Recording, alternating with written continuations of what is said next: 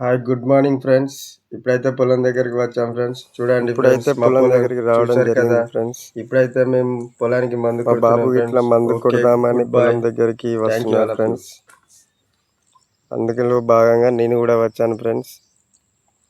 ఇందులో మీకు మా పొలం చూపిద్దామని పొద్దున్నే అందరికీ మా పొలం ఇట్లా ఉంది ఫ్రెండ్స్. రోజు పొద్దున్నే పొలం కాడికి రావడం, హాలిడేస్ ఉన్నప్పుడు పొలం దగ్గరికి వచ్చి పనులు చూసుకోవడం, ఇవన్నీ మనకు ఫార్మర్గా చేస్తున్న మన రైతులం కాబట్టి